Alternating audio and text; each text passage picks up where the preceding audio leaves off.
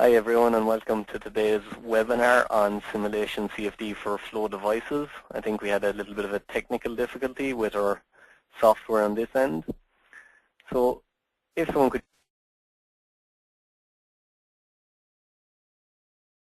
success stories that clients have had using Simulation CFD and the software. The reason is it'll take a couple of minutes for the analysis to run.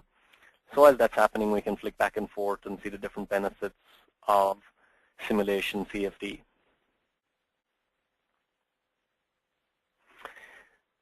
So just a little bit about A2K Technologies. What A2K Technologies provide are industry-leading solutions. We provide training, consultants, and management consultancy on design projects, software projects, system design projects. We're a very large company, which means we've got a wide pool of specialist resources. We're the biggest reseller in Australia and New Zealand, and we're an Autodesk Platinum Partner, which is the highest level accreditation you can get from Autodesk. We don't only offer Autodesk design products, we also offer full suite of technologies that can help your business, such as Adobe. We offer hardware, so the workstation requirements for the software these days is getting larger and larger, so we can provide advice on what sort of graphics cards, what sort of machines you need, as well as Microsoft products and Symantec and so on. What's an excellent product as well for learning software is we provide courses from Global e-training. So these are online training courses where you sign up for a year and you can get access to all the training materials to learn how to use the different products.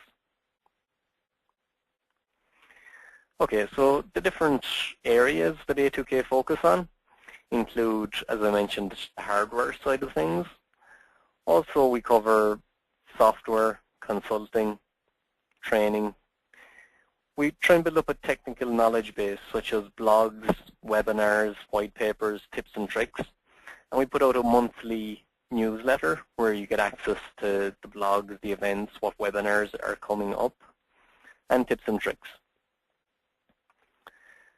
So, to get started on looking at Simulation CFD, we'll first of all, I guess, ask the question, what is Simulation CFD used for? So, typically it's used for any engineering analysis where you're concerned about fluid flow or heat transfer. So, it can also be used in scenarios where you want to find out the forces that are resultant of fluid flows. So for example, you want to find out the drag on a vehicle or a device, and maybe you want to find out the force that's been applied due to a certain wind loading for a structure. So just to talk a little bit about why there is a need for CFD.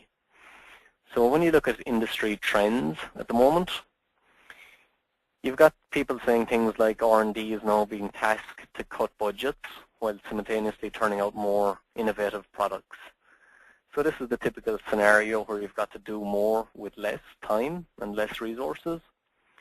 So using simulation allows you to get a lot more value out of your design process, and everyone knows that design is an iterative process. So using CFD allows you to get through those iterations quickly and get a lot of value out of your simulations. So again, getting products made as quickly as possible. So you've less time to develop a product, so you don't have as much time to get a product made, send it out for testing, get feedback, and design the next iteration. And also, the industry is getting more and more competitive. So that requires companies and designers to be more innovative in how they design their products. So simulation allows you to get a better understanding of how your product works and how you can maximize the benefits that your product provides to clients. So along the same line, if you want to reduce the cost of products, because you can make changes to a model with a very low cost implication, then that means you can make changes earlier on in the design phase, which reduce costs in a development project. And more people, as they're focusing on product development and innovation, they realize that simulation is a key part to that design process.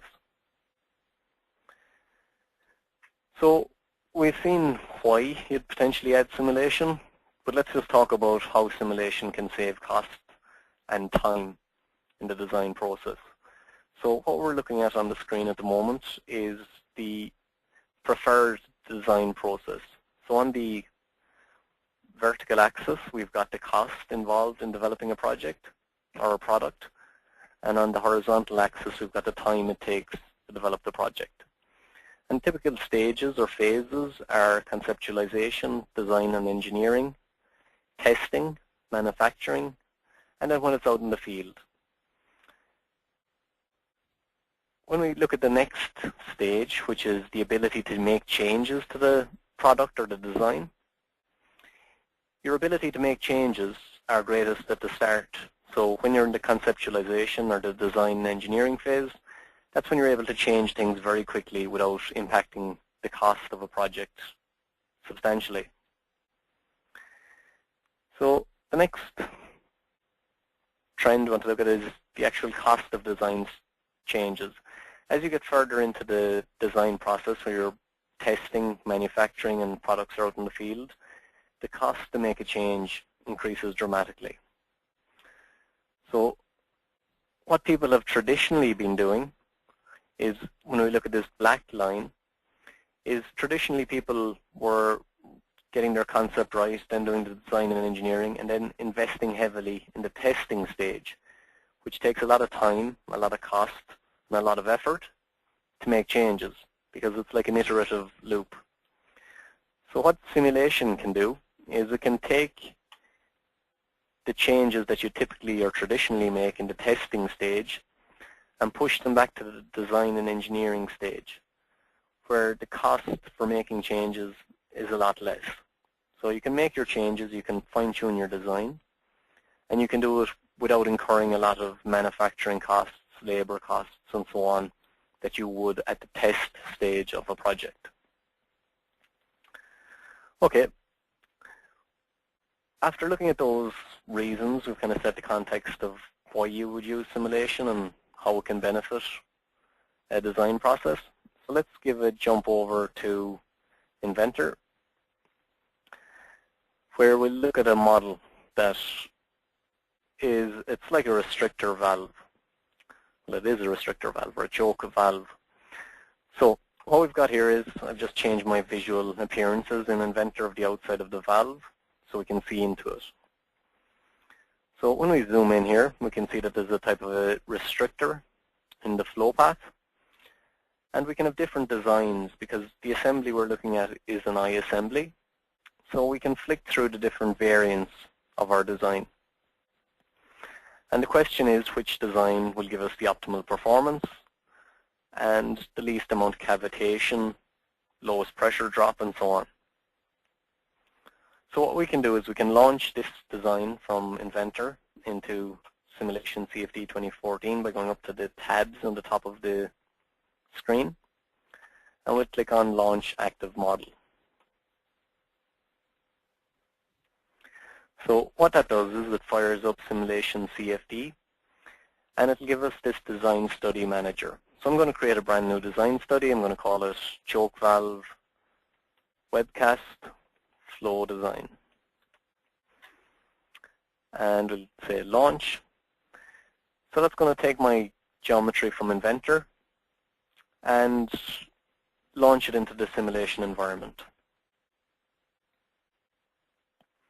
So that'll just take a second or two to launch up.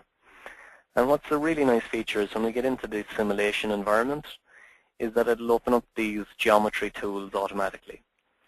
So the benefit of that is, if I go back just briefly to the Inventor model, you'll notice that we've got caps on the outside of our valve. So if I just turn off the visibility of those caps, you can see that they're basically just blocking off the entrance into the valve. So when we rotate the model around, you can see right into the valve. So the key thing here is there's no actual fluid volume modeled in the model. So there's just basically space in there. So what I'll do is I'll just turn on that visibility again, go back to our CFD model.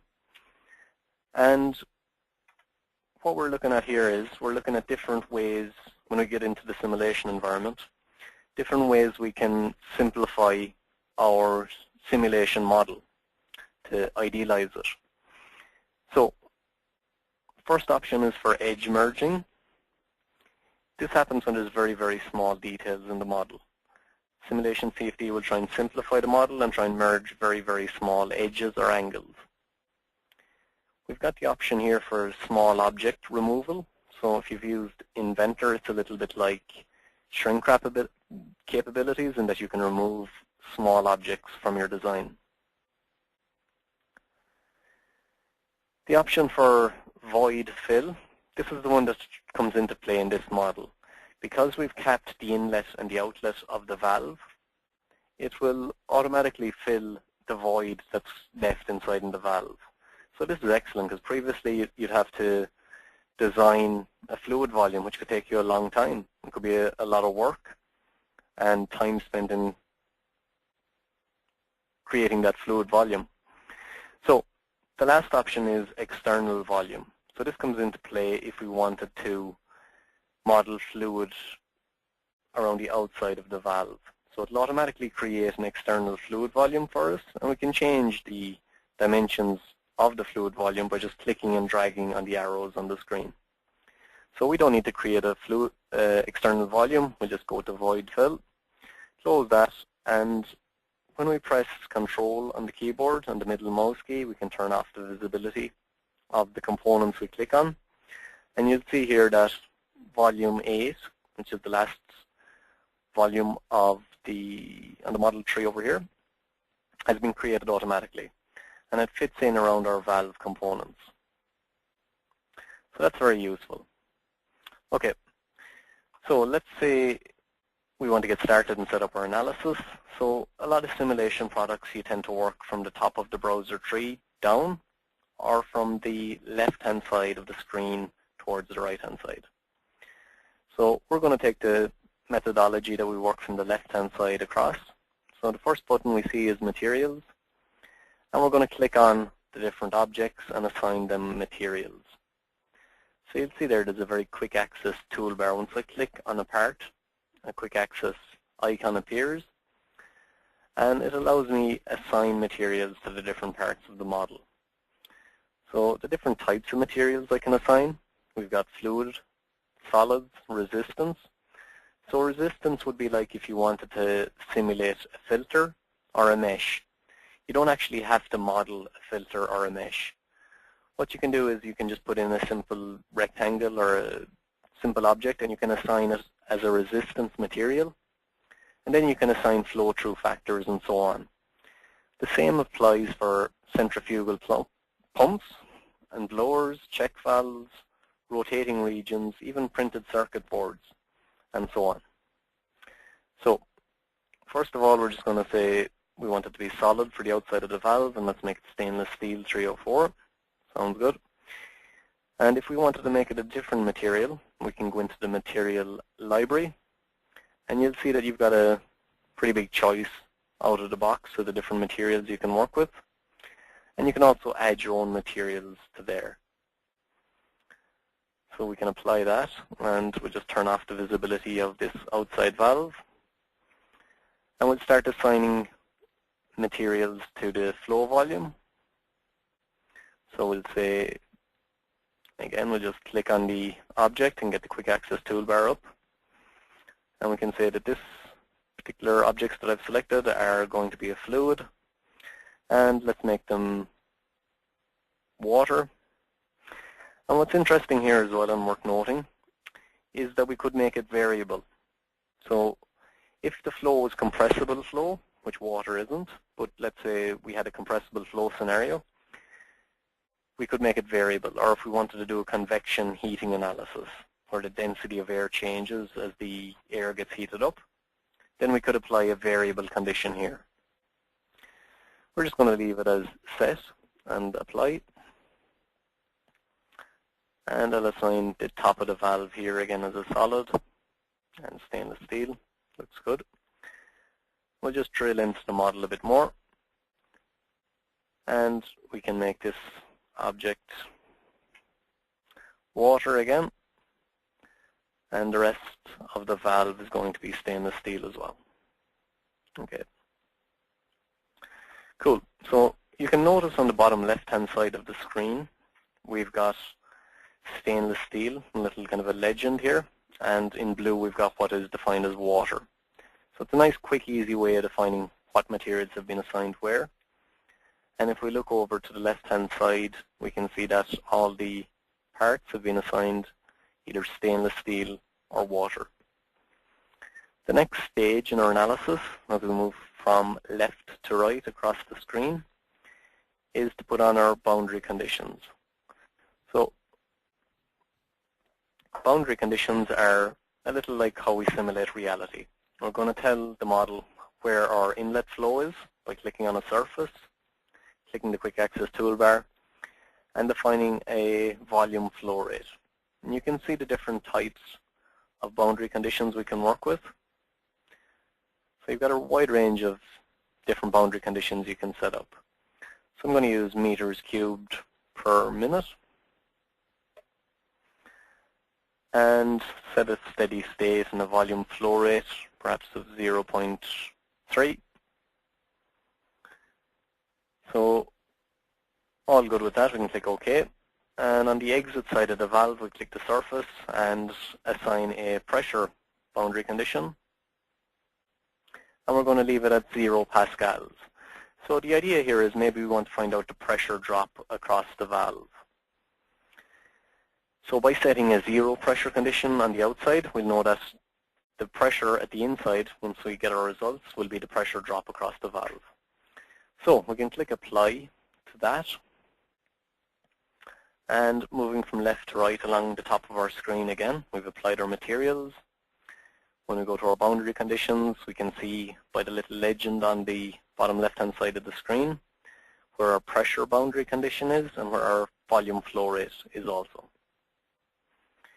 Next thing we can look at is our mesh sizing. And this is where we can set our global or local mesh settings. So clicking on the outside of the valve, because it's solid, we don't necessarily need to include it in this analysis. And unless we were concerned about the thermal characteristics of the solid, we don't really need to include it from a flow point of view. So we've got the option here in this quick access toolbar to suppress the outside of the valve. So we can press Control again, middle mouse button to make it disappear.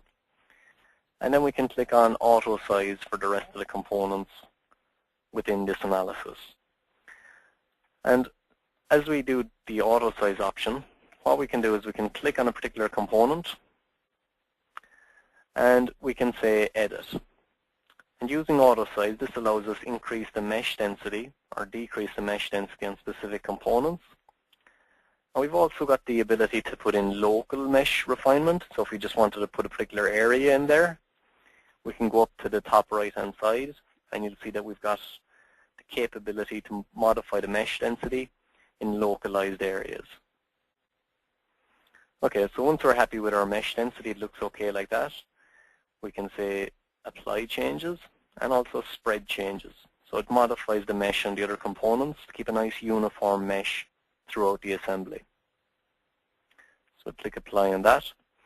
And let's say we wanted to see what the mesh would look like on that particular component. We can right-click and we can say Preview.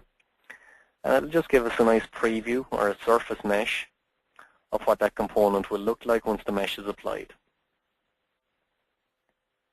So we've got our materials assigned.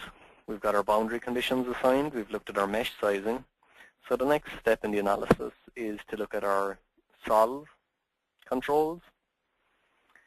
So we're going to run a steady state analysis. So when we click on steady state, you can see that if we wanted to, we could run a transient analysis where perhaps our flow varied with time. So maybe we wanted to study how the valve reacts when a surge of flow goes through the valve. Then that's when we might want to look at transient analysis. We can set our iterations to run. So I'm going to set it at 200 iterations. The number of iterations really depends on the complexity of the analysis. So you'll see that when the iterations start to solve, you'll see that you can quite clearly see whether it's converging or not converging. So if it's not converging, you can run more iterations, and you can change some of the controls as well to try and get that convergence to happen. So when we go to Physics tab on the Solutions control panel, you can see we can turn flow on or off, and we can also turn on heat transfer. If we wanted to turn on the heat transfer here, we could tell it whether we wanted to look at natural convection or forced convection, tell it which way gravity is pointing, and then whether to solve for radiation or not. So radiation would come into play maybe if you wanted to take into account solar heating on a structure from a construction point of view. So for the purpose of this analysis, I'll turn off heat transfer, and we'll just look at flow.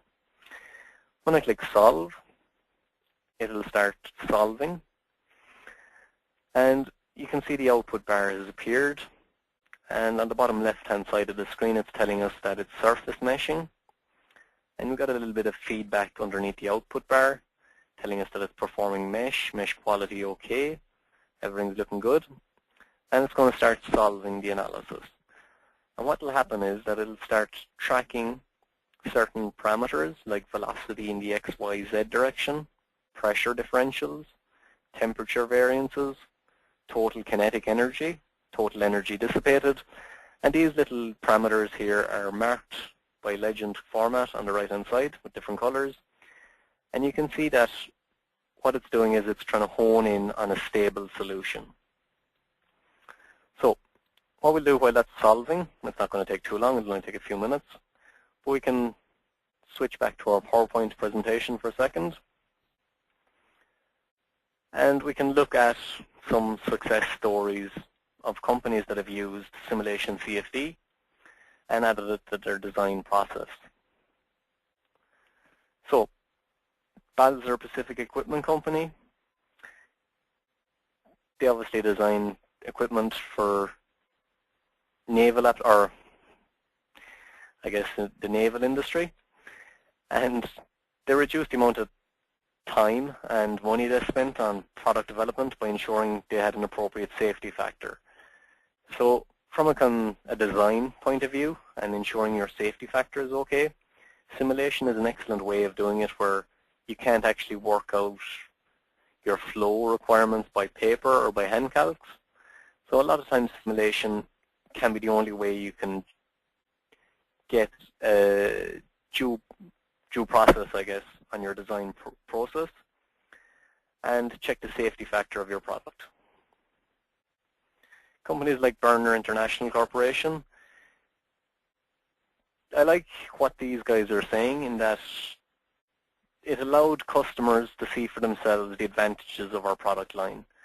So that's another thing where I've used simulation myself in the past, is when we're tendering for jobs or when we were tendering for projects in previous roles, we do a quick simulation, be it FEA or CFD, and we'd include it in the tender.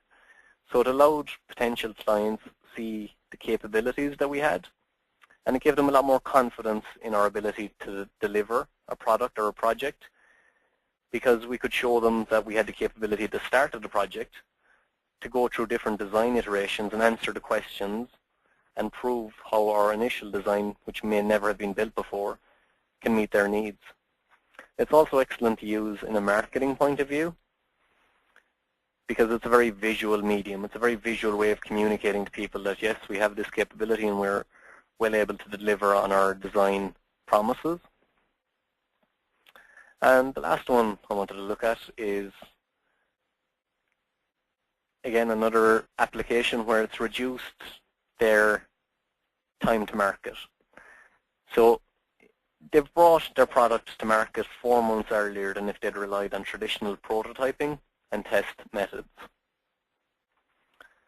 So if we flick back to Simulation CFD, you can see that while I was talking through those 3 slides, our analysis is solved. If we look at the convergence plot, You can see it's run 200 iterations. We've got a pretty stable solution coming out there. Because each of the key criteria, you can see at the start, they were varying a lot. But now they've settled down and they've converged on a very stable solution. So we can close our output bar to give us some more real estate. And let's give a look at our analysis. So at the moment, we're just looking at what was meshed, which was our fluid volume. And we can look at things like adding a plane to our analysis. So we'll click on Add, and it drops a plane normal to the x-axis into the middle of our fluid volume. So when we're looking at that, we can see how the velocity magnitude varies through our flow design, or how our restrictor slows down the flow path. So for example, if we wanted to look at different scalar quantities, let's look at maybe static pressure. We can very quickly and easily get a visual representation of how the high pressure areas and the low pressure areas, and where the velocity is increasing and decreasing as it goes through the valve. What's a very nice feature with analyzing results using planes is we can add another plane and we can edit it. Oops. Add that plane, and we can align it to different surfaces. So when I click Align to different surfaces, I can click on a surface. Click on an angle there. So what I'll do is I just delete that plane, and we'll put on a different plane. So I'll remove that one. And to make it easier to pick the plane I want to work with, what I'm going to do is I'm going to turn on the visibility of some of the components. So let's right-click on this one and make it shaded. And what we can do is we can see that our choke valve, where it's actually sitting in our design. So this should allow me to put a plane where I want it. So I'll add another plane, select it, and align it to a surface. So you can see there that I've put a plane onto the top of the restrictor component. And as I drop it down, and what I could do is I could position it where I want it to be positioned. And I could turn off the visibility then of my restrictor component again. Make it outline, which gives us a nice visual representation of how our flow is behaving on different planes of our assembly. Another nice feature of what we can do with planes is when we look in, we can do things like an XY plot. So let's say our pressure variation was our key stress or our key result we want to look at. Let's go back to global and we'll turn off, just make it pressure.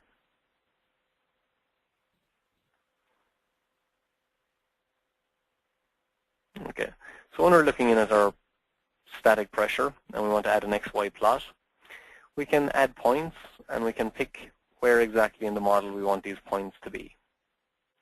So I can see here where the areas of high gradient are. And I can click on the points that I want and I can click plot.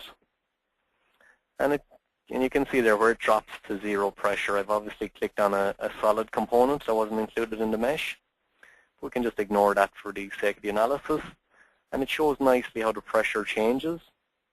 And it goes from positive pressure to negative pressure. So you'd expect to have some cavitation potentially in that section. And we can tell Simulation CFD that this plot, we want to make it a summary plot. And that will come into play later on when we want to compare different designs. So we can close that. And another nice feature using planes, and again it's a very visual technique for analyzing results, is let's add in another plane. Let's close this.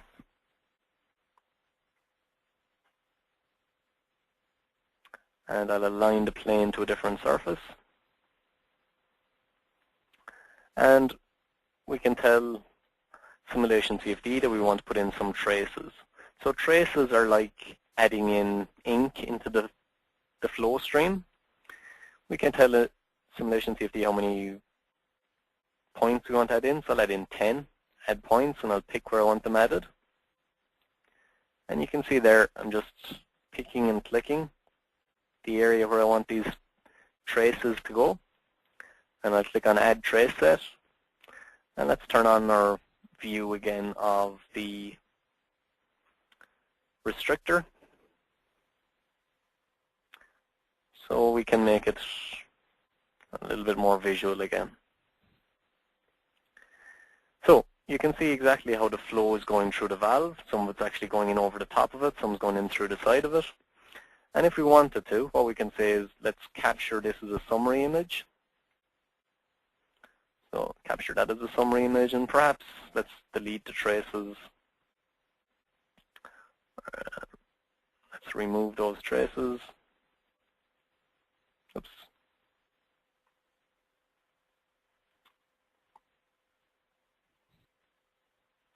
And we'll capture another summary image just looking in here like this. Okay, so let's say it's come to the stage where we've got multiple designs. We want to see how that varying the restrictor design affects our key results like our velocity and our static pressure. So what we do is we go up to the top here and we say right click, clone. And we're going to clone design 1 and we're going to make it second design run.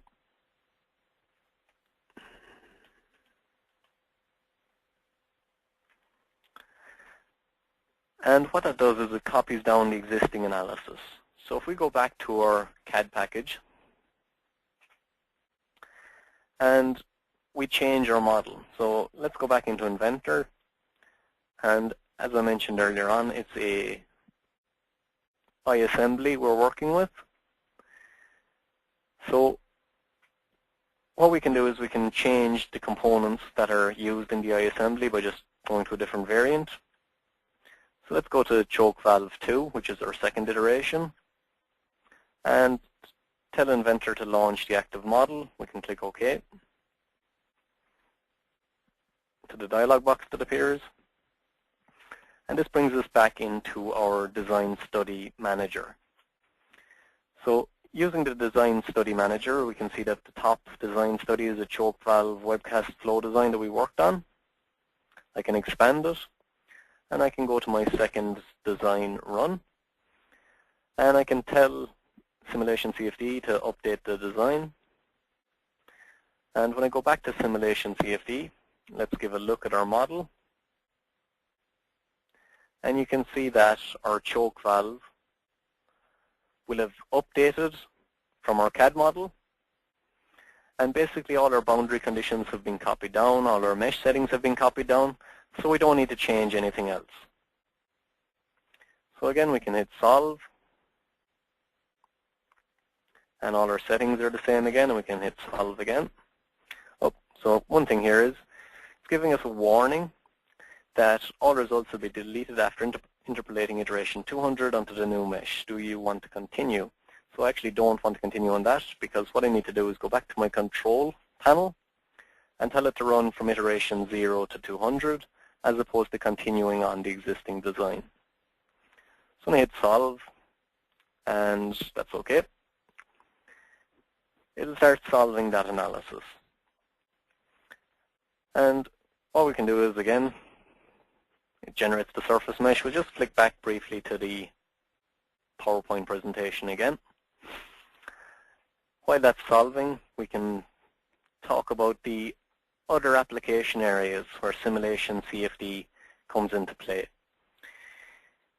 This webcast is talking about flow devices, but it's three big areas is where Simulation CFD is really hitting home runs the whole time and just coming into its own, is flow devices. So what we're looking at today, but also in electronics cooling. So if you've got applications where you've got electronics and you're concerned that they're heating up, then it's very easy to do a Simulation CFD analysis on it and work out how you should best cool the electronic assembly. Other areas are architectural engineering and construction, where you can look at ventilation, cooling, wind loading, You can even look at smoke visibility for egress during an emergency. So if there's a fire, where the smoke will gather and how you can see emergency signs and so on.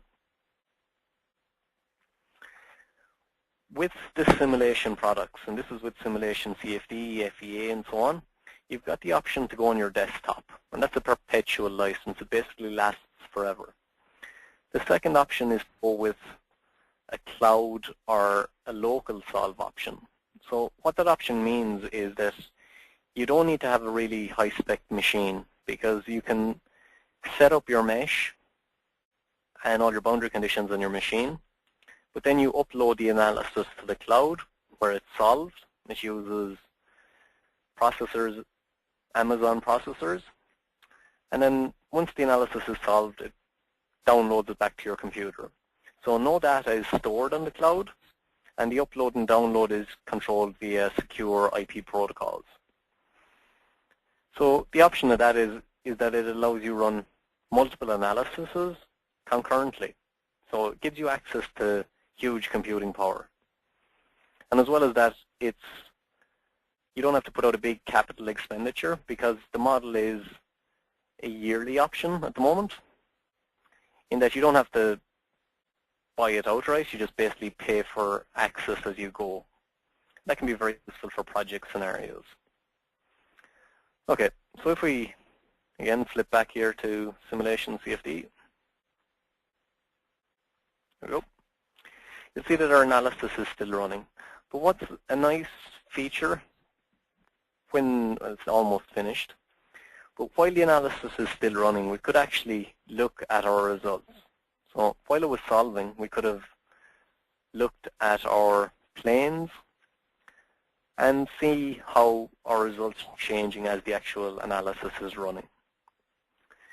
So let's say we want to compare the two designs. What we can do is we can go into our decision center.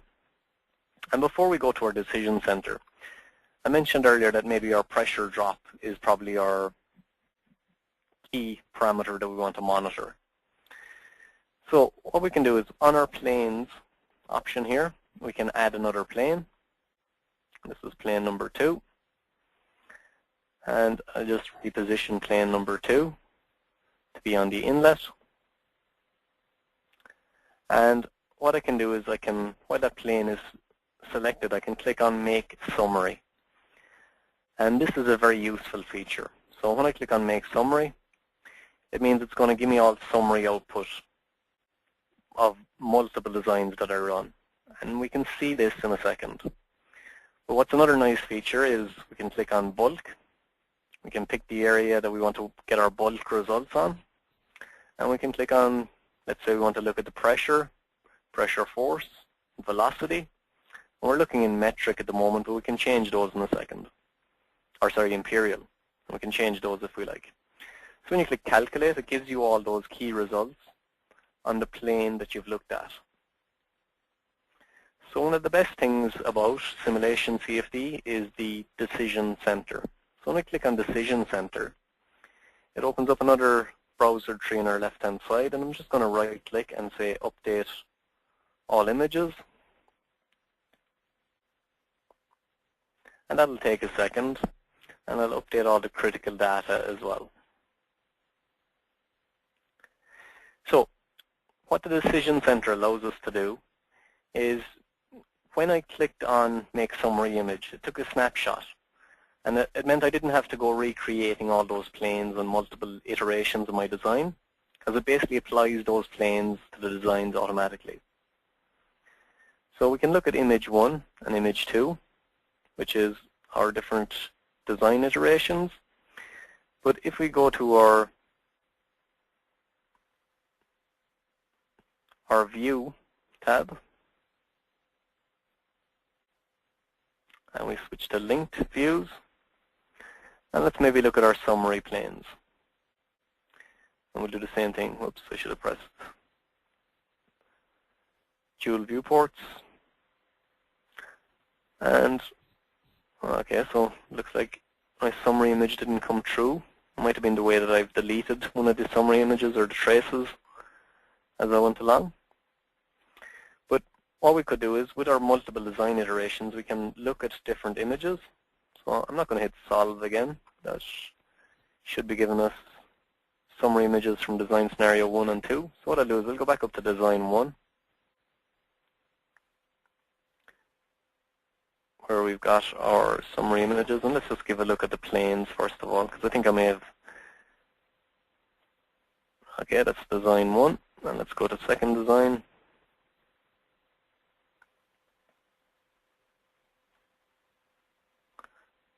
And give a look at our planes here as well. So okay, we've definitely got our various designs working okay.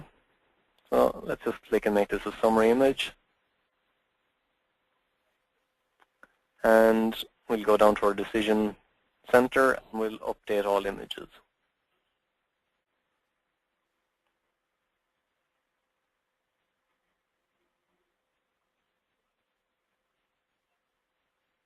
Okay, so when we look at image 3 here, we can see how we can change our view again to dual viewports. And we'll drag and drop that in there. So with our views linked up here, we can zoom into certain areas and compare how the flow is in different parts of different designs, or the same parts of different designs, very quickly and easily. So that's an excellent feature of Simulation CFD, is it allows you to compare different designs very quickly. And we can look at the velocity magnitudes of each design and make a call based on a visual explanation of what's happening in our flow field. So when we go down and we look at XY plot data, expand this as well, and you can see that it adds in the second design run automatically as well. And you can see the variance between design scenario 1 and design scenario 2 of your pressure gradients. So again, this could be 10 or 15 different designs. And you can quickly pick which design is going to give you your optimal performance. With our summary plane, let's update critical values. And our summary plane was our inlet. And what it does is it gives us some critical values, and we can select these critical values. So on our drop-down menu, we've got maybe mass flow, volume flow. So let's give a look at our pressure.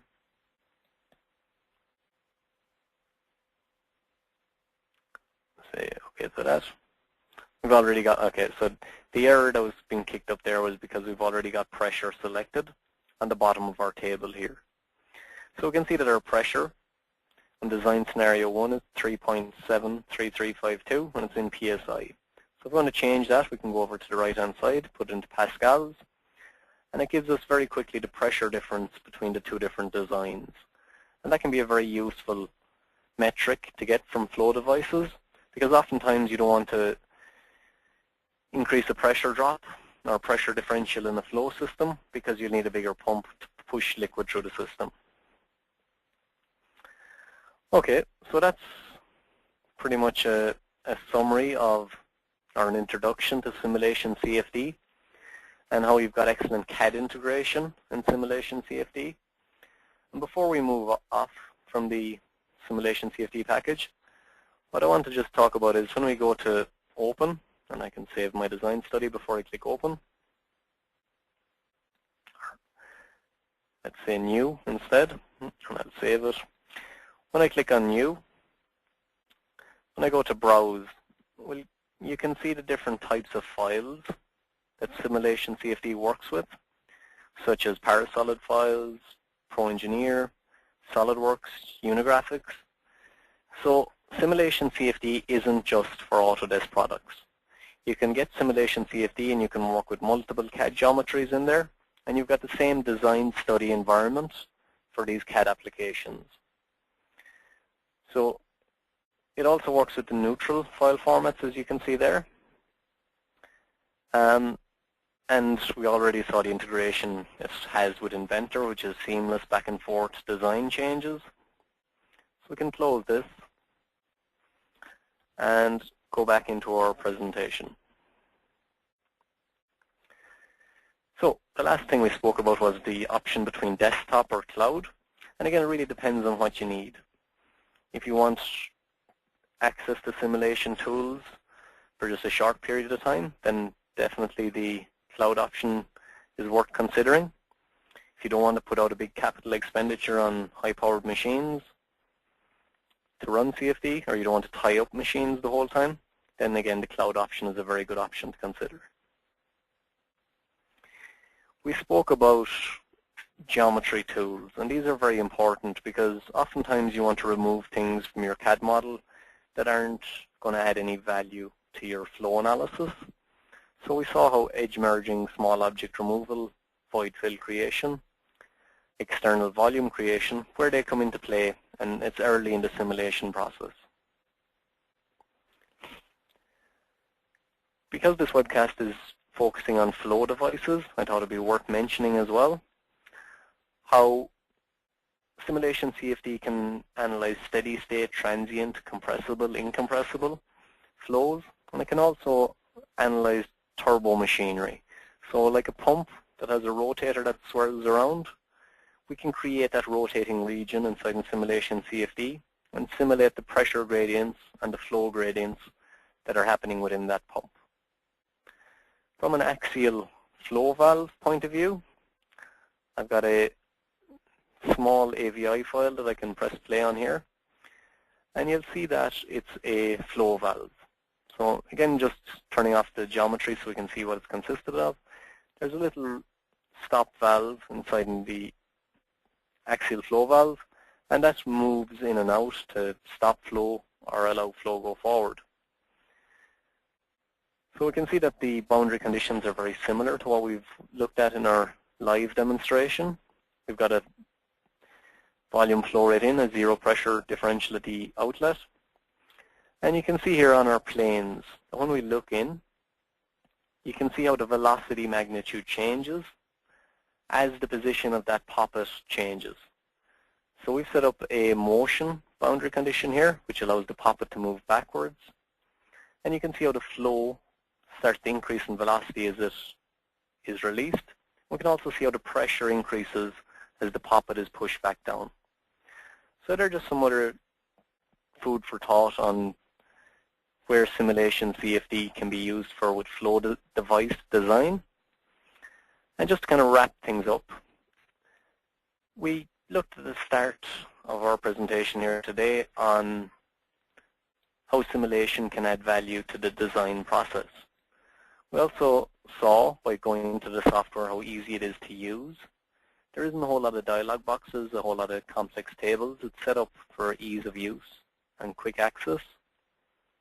And we also saw how you can use the decision center to quickly make design decisions, whether they're quantitative or qualitative, of different design iterations. So that's where Simulation CFD can add value to the design process. We looked at the different options again, just of different meshing capabilities, which are very, very advanced and automated. We've also got adaptive meshing in there, where it'll automatically refine the mesh in areas of high gradients, where high flow is, high pressure, high temperature, and it'll refine it automatically for you. So you can check your mesh quite quickly and easily. We saw the decision center is a very powerful capability, as well as using traces and plane analysis. We can see how you can visually communicate results and make design decisions based on those results. So the next step, if you're interested in finding out more about Simulation CFD, or how simulation can plug into your design process and reduce time to market, reduce costs, and add value, and improve innovation, is to contact the guys, anyone in A2K Technologies. And the way you can contact them is by either going to our website, which is down on the bottom left-hand side of the slide, a2ktechnologies.com.au, or you can send an email to solutions@a2ktechnologies.com.au, or if you'd like to speak to someone, give a ring up, and we can book in a meeting where we can look at your design process, assess what sort of simulation capabilities would be of benefit to you, and show you what the software can do in relation to your products. So I'll give a couple of minutes for guys to think of questions of what we covered in today's webcast. So some questions we get are in relation to the types of analysis we can work with. So we've got very good capabilities within Simulation CFD. We can put in multiple fluid types, so if you wanted air and liquid and so on, we can get them in there. It's excellent at thermal flow capabilities, rotating machinery, axial flow. So I'll just give guys, if people want to type into either the question message box on the bottom of the console and go to a meeting, you can see it there, or on the chat. Okay, so as there's not questions coming through, I hope you've enjoyed today's webcast. Thank you very much for your time. Really do appreciate you taking time out of your busy day to attend the webcast today, and hopefully you've learned something about Simulation CFD and how it can benefit your company. Okay, thanks very much, and see you next time.